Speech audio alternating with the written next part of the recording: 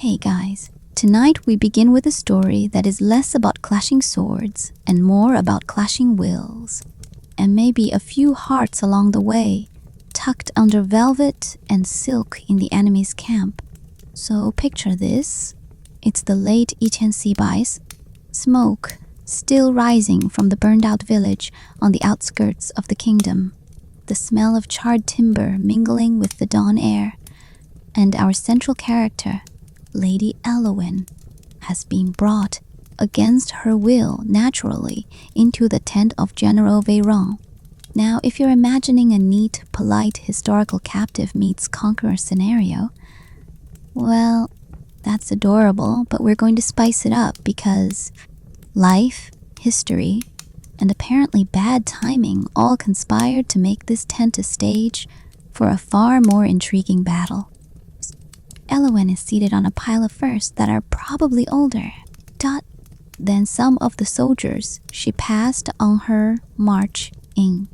Her hair is untamed, like reeds after a storm, lips dry but eyes sharp, eyes that seem to say, "I'm not a trophy. Try me." And Veyron? He's a mountain of a man. Scars telling stories of battles we'd all like to forget. Some because they were violent, others because, frankly, they were embarrassing.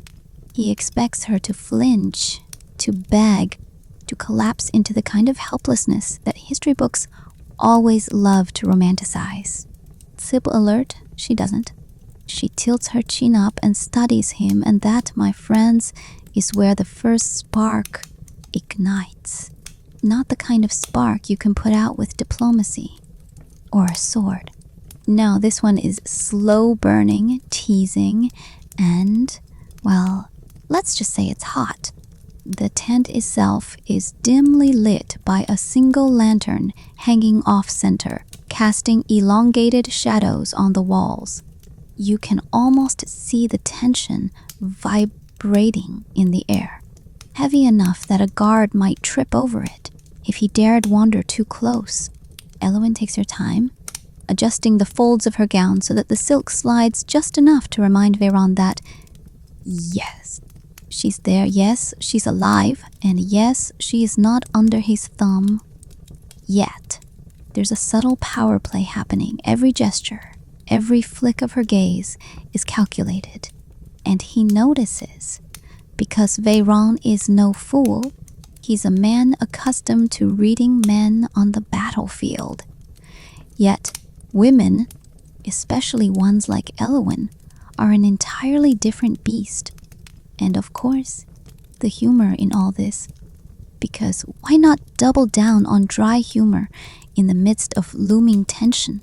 Is that Veyron is now forced to navigate not just a conquered enemy, but an adversary of the mind whose weapon is patience, whose armor is calm, and whose battlefield is, well, basically his own tent. She's mapping him, cataloging his scars, his hesitations, the way he grips the goblet a little too tight. And every small quirk is data for her. And she's thinking 3 steps ahead, or while he's probably still wondering if he should have left her outside in the snow. So the first night unfolds slowly. Veyron removes his gauntlets, sets his sword against the tent pole, and sits. There is a pause, a silence that could swallow an army. Elowen serves him wine. Not in the clumsy, fawning way history suggests, but deliberately letting him taste control he didn't even know he wanted. She's testing him gently, teasingly, just enough to make the air thick with tension. And here's the kicker. Instead of using force, he finds himself compelled to watch, to wait, to consider. And the first night, ladies and gentlemen, ends not in domination, but in a quiet, simmering acknowledgement that this game has only just begun.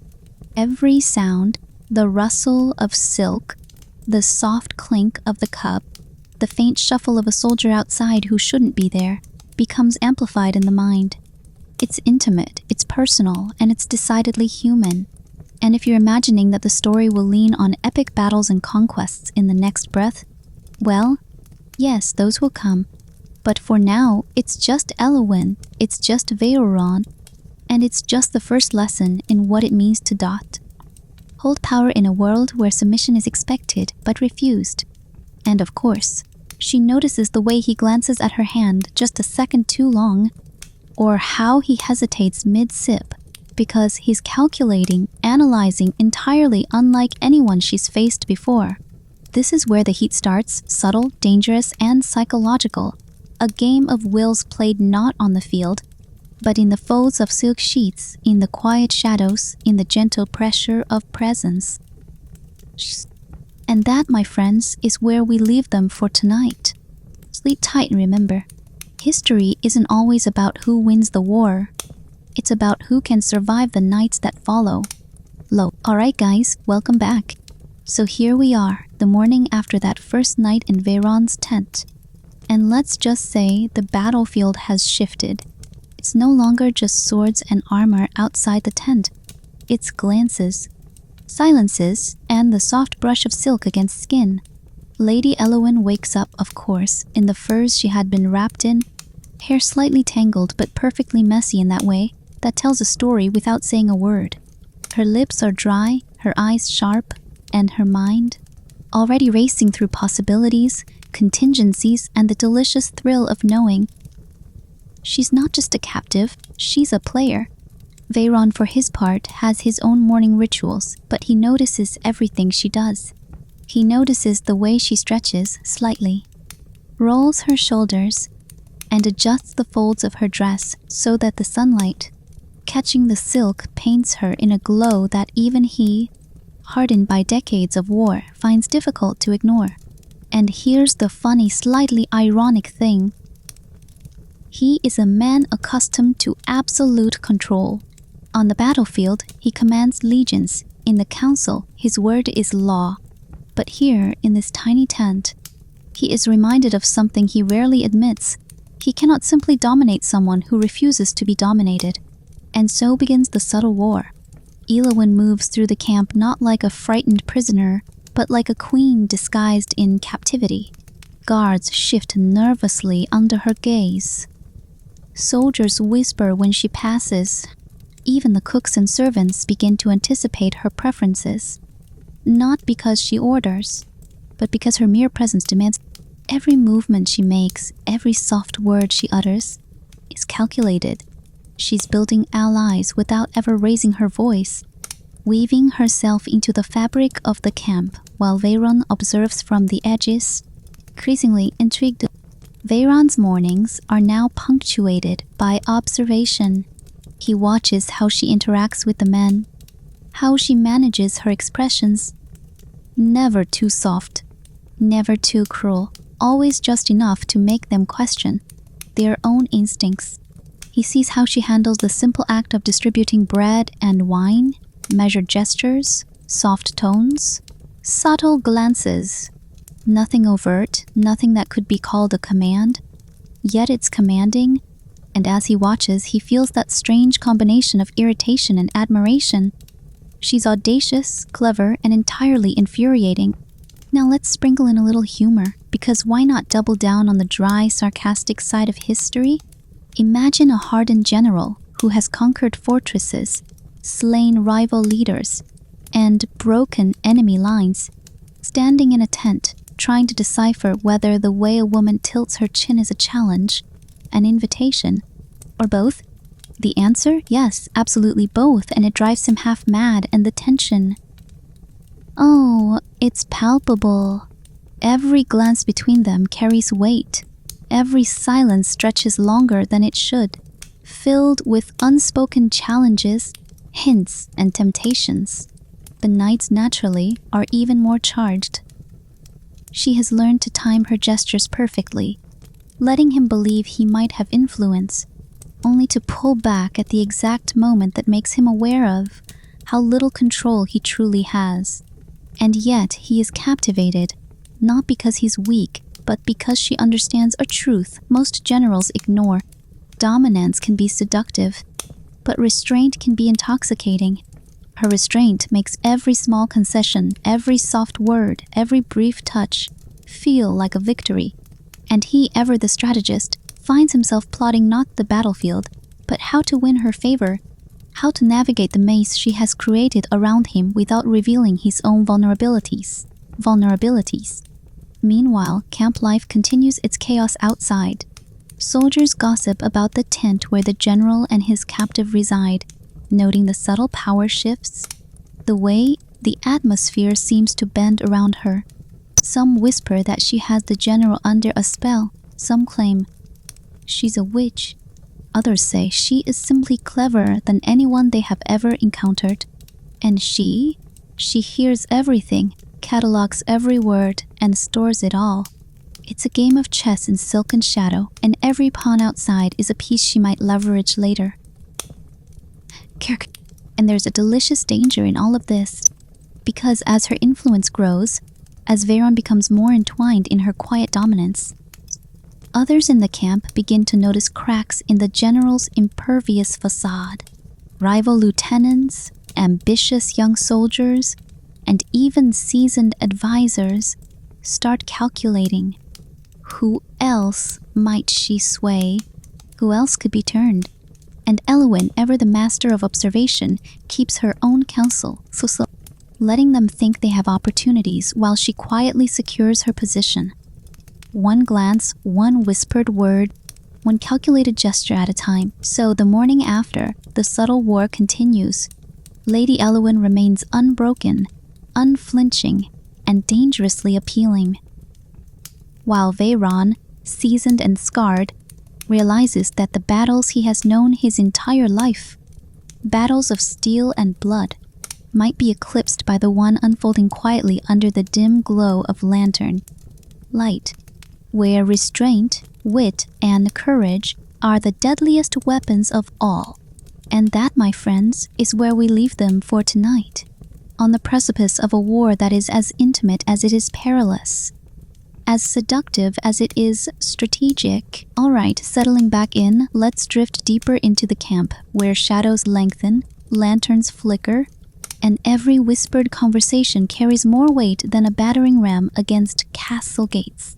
So Lady Elwyn has spent days perfecting her performance, not for flattery or attention, but because she understands something most captives, or frankly most people, don't. Survival isn't about obedience. It's about influence, and influence is an intoxicating, subtle power. The morning fog clings to the tents, and outside soldiers move with purpose, hauling water, tending horses, cleaning weapons.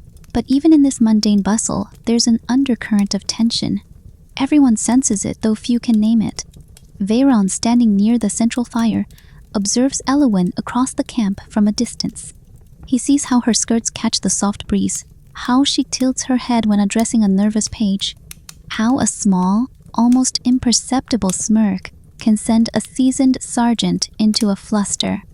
And yes, he notices the way her hair falls just so, glinting in the gray morning light like threads of spun gold.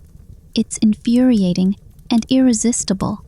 Elwyn moves deliberately, a blend of grace and purpose. She steps toward the armorer's tent to inspect the supplies, and all eyes follow.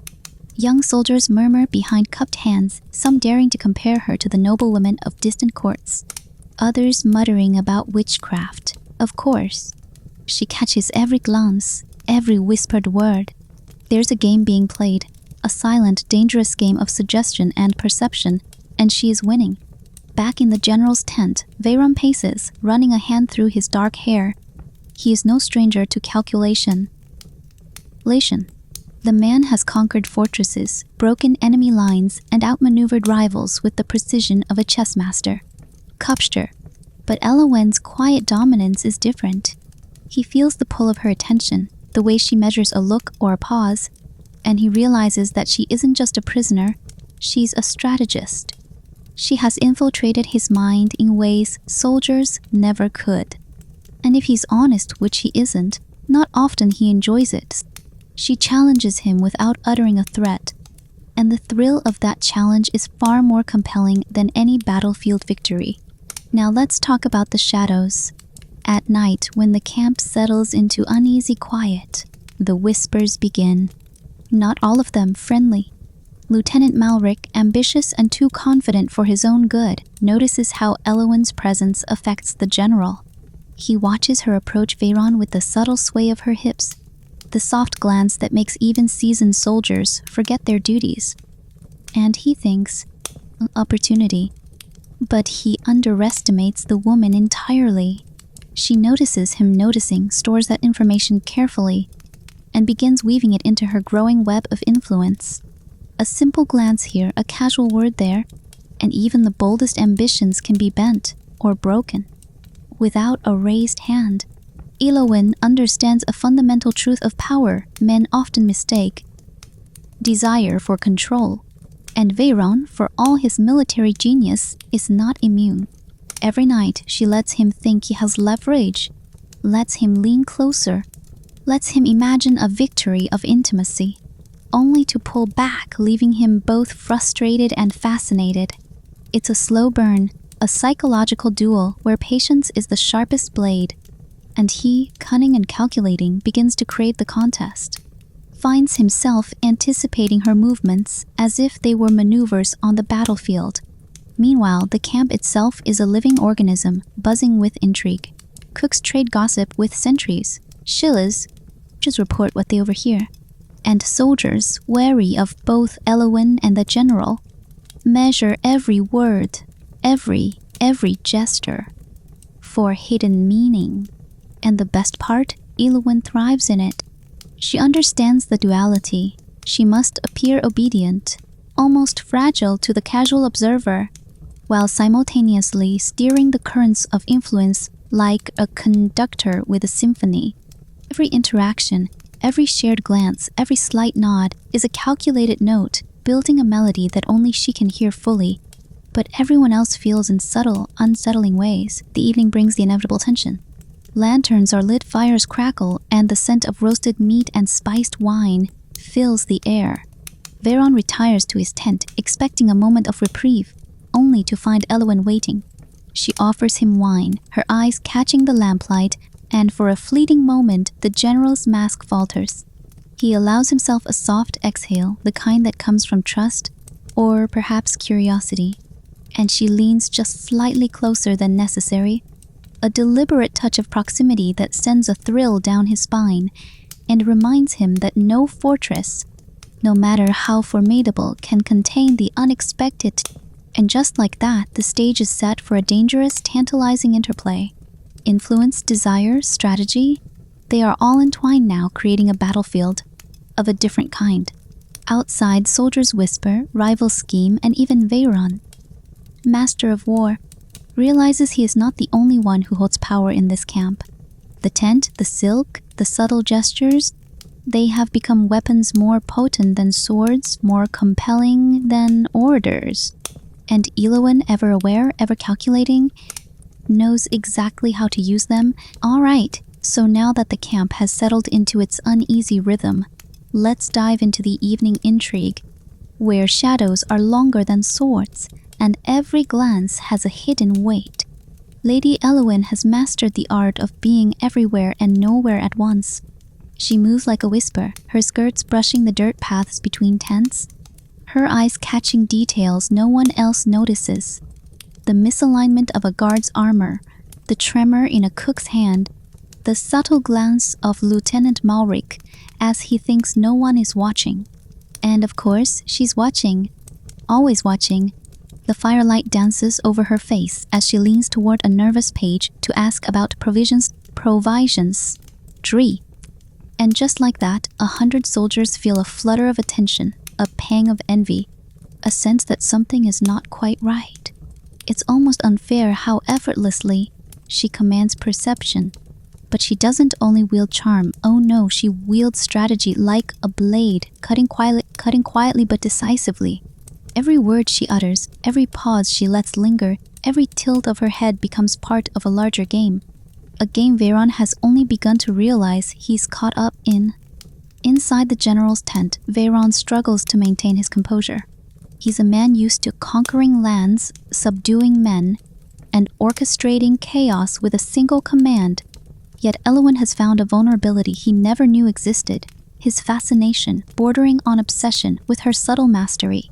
Tonight, he reclines on the furs, weary from a day of overseeing patrols and inspecting defenses, and she approaches, wine in hand, her movements deliberate, fluid, calculated. She offers the cup with a softness that masks the razor-sharp intelligence in her gaze. He accepts, knowing full well this is a test, and yes, it is intoxicating. Meanwhile, outside, the camp buzzes with tension. Rumors spread like wildfire. Malric grows impatient, frustrated at being constantly outmaneuvered by a woman he cannot control. He whispers to a companion about Elowin's influence over Veyron, imagining the power he could seize if he were just a step closer. But Elowin, ever perceptive, has already catalogued his intentions, his arrogance, and his impatience. One careless move, one overconfident approach, and Malric risks more than just embarrassment. He risks becoming a pawn in a game he doesn't even know is being played. The night deepens, fires crackle low, and inside the tent, tension builds in the quiet moments. Veyron leans back, sipping the wine, eyes narrowing ever so slightly as he considers a calculated distance. Elowin maintains. She doesn't rush, doesn't push, doesn't plead. Instead, she allows him the illusion of control, teasing just enough to keep him entangled, desperate to understand her, yet cautious because he can sense. He knows that she is not to be underestimated. There's a delicious friction in this dynamic, a slow-burning pull that neither commands nor resists entirely. At the same time, the camp itself is a powder keg. Soldiers gossip, advisors scheme, and the power dynamics shift subtly with every whispered conversation. Elowin's influence has transformed her from a mere prisoner into a subtle architect of chaos, bending attention and desire to her will.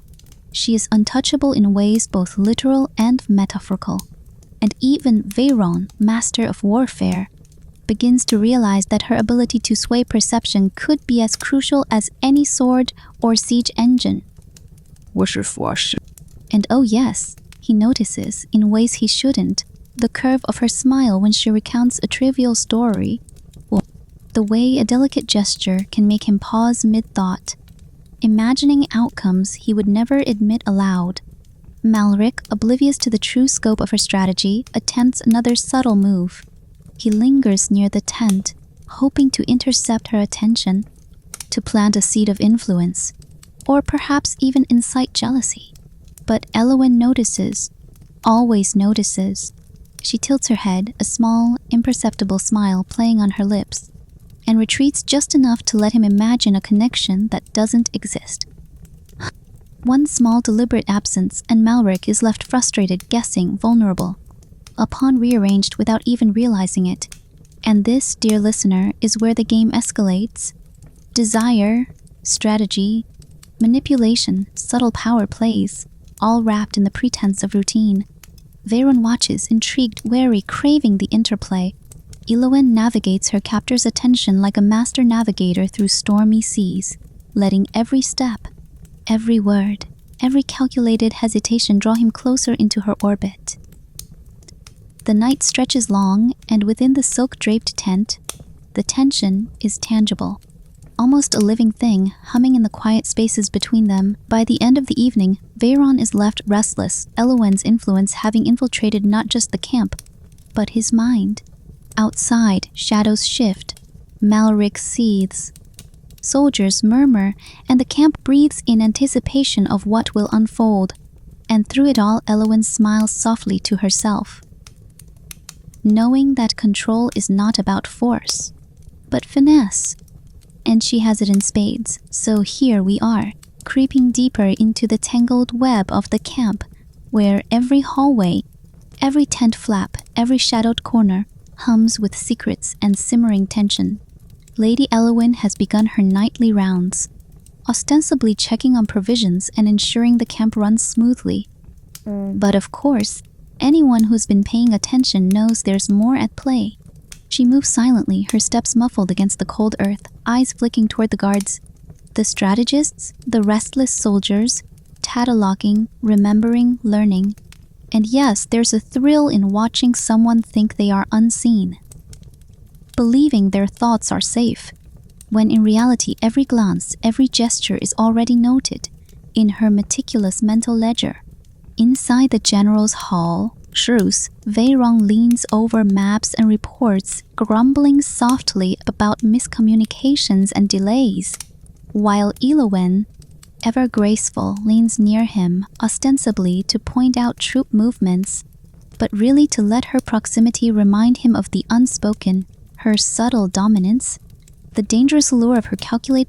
There's a playful tension in the way she hovers just long enough to be felt, just short enough to remain untouchable. He tries to maintain control as men like him always do. But the pull is there, undeniable, and every officer in the room senses it, even if they don't understand why. Meanwhile, whispers snake through the corridors. Surgeon Halric, ambitious and reckless, thinks he has discovered a weakness, a way to corner her influence, to redirect the general's fascination toward himself. He trails her cautiously, hoping to overhear a slip, a misplaced word, anything that might grant him leverage. But Elowen, of course, anticipates him. A small tilt of her head, a deliberate pause near a flickering lantern, and he is caught, hesitant, exposed, his assumptions laid bare. One wrong move and his attempt to manipulate becomes a lesson in subtlety he was never prepared to learn. By the firelight in a nearby tent, rumors swirl. Soldiers discuss the general's preoccupation, advisors speculate on hidden plots, and yet, Elowen remains the calm eye of a storm that is only just beginning to whirl. She knows her influence is more potent than any sword in the camp, more lethal than any dagger at a rival's throat, because it lives in the mind and desire of those around her. And the most intoxicating part? She wields it openly, while seeming to do nothing at all. Veirong, exhausted from his day of maneuvers, sits back on furs, his mind wandering despite himself. Her presence lingers like a scent, subtle, tantalizing, impossible to ignore. He tries to focus on the reports, the maps, the logistics, but the curve of her smile, the deliberate cadence of her voice, even the faint scent of her hair distracts him entirely. He's aware of it, painfully aware, and part of him relishes the tension, the unspoken dance of power and attraction. And let's be honest, that's dangerous, because men like him aren't supposed to be distracted, not when armies wait, not when loyalty is currency, not when ambition is life or death. Outside the tents, Halric's frustrations grow. He mutters under his breath, thinking himself clever, unaware that Elowen has anticipated each of his moves, each imagined advantage. She has already shifted her attention elsewhere, leaving him guessing, insecure, desperate for control he cannot attain. It's a subtle artistry, psychology and seduction intertwined in a way that leaves everyone uncomfortably aware that they are players in a game they barely understand. And here's the thing, Elowen isn't just surviving, she's thriving. Each whispered word, each glance, each carefully placed gesture draws the general closer, while keeping rival men unbalanced. The camp is alive with tension, every heart caught between fear, desire, and the need to maintain power. She understands that to survive here, to dominate even subtly, requires patience, intelligence, and the ability to manipulate perceptions without ever seeming to manipulate at all. Froflotter, as the night deepens, the fires dim, the camp quiets except for the soft rustle of furs and the occasional distant shout, and inside the general's tent, a different kind of heat smolders. Veirong leans back, aware of her presence in ways that unsettle him, and yet he cannot resist. Elowen, calm and deliberate, lets him imagine, lets him pull toward her, without ever yielding fully. It's a slow burn, a teasing of desire and danger, a game of patience and instinct that leaves both of them caught not in a magnetic tension that no map or strategy could ever chart. The shadows lengthen, the candlelight flickers, and Elowin, ever composed, ever calculating, moves like a ghost through the heart of the camp, leaving whispers and uncertainty. In her wake, every man who observes her feels it, a pull, a disruption, an impossible combination of allure and authority, and she knows with a secret thrill that she is untouchable, and yet dangerously close to bending the most powerful man in the camp entirely to her influence, all while remaining herself, enigmatic, untamed, and far more dangerous than anyone realizes. So now we reach that deliciously tense hour when the camp is mostly asleep, but the power players, the strategists, the generals, the ambitious lieutenants, linger over maps and plans in the half-dark, clodding movements, betrayals, and victors. And of course, Lady Elowin is there too, though she doesn't belong on paper.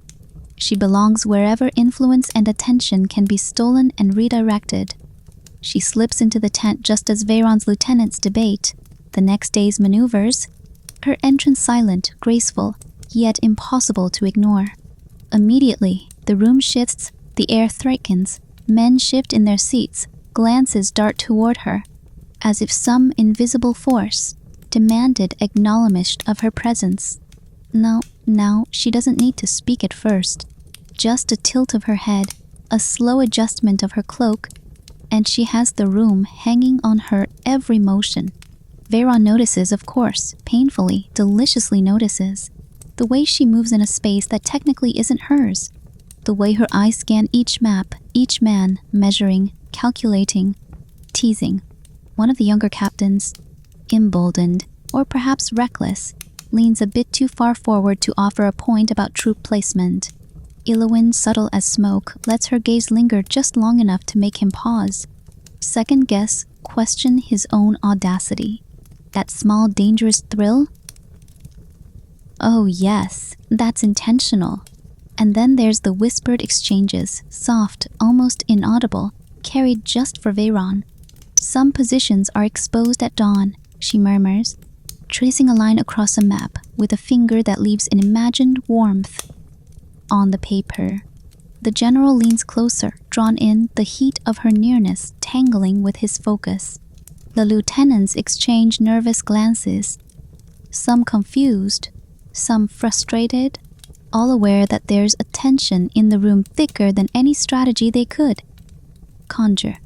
Elowin knows she holds the battlefield even when she isn't wielding a sword. She has cultivated her power from subtleties, small gestures, and the dangerous mix of intellect and allure that keeps the strongest men off balance. Meanwhile, outside, shadows stretch across the camp. Sergeant Halric, ever ambitious, prowls near the tent, thinking he's unseen, thinking he can learn something, anything that might give him advantage.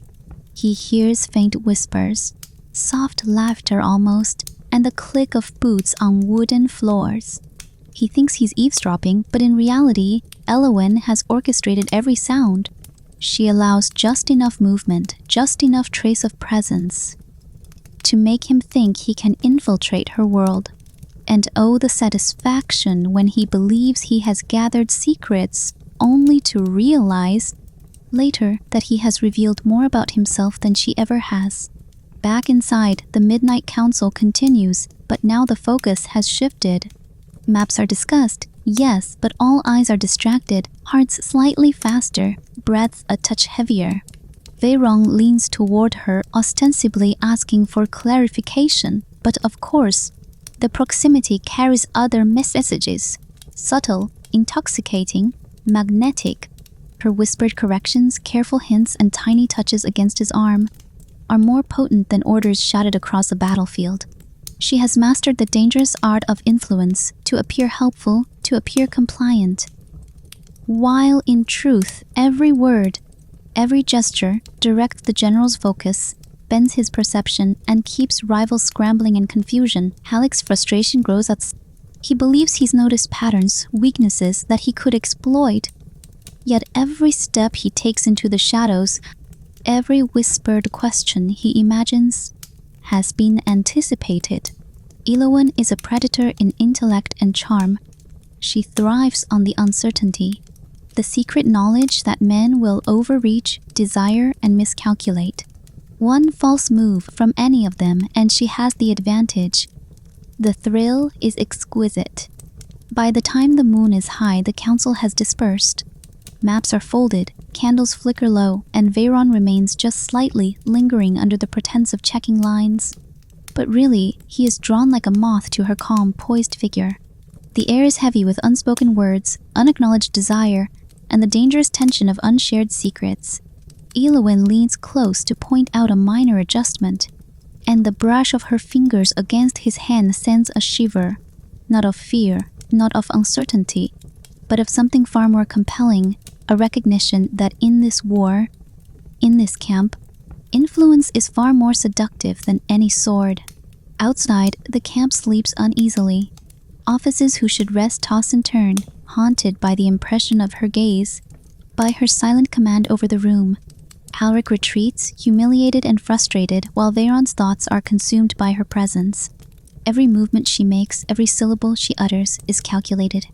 Every man in the camp is ensnared in the subtle web of desire and power. She has spun, and none more so than the general himself.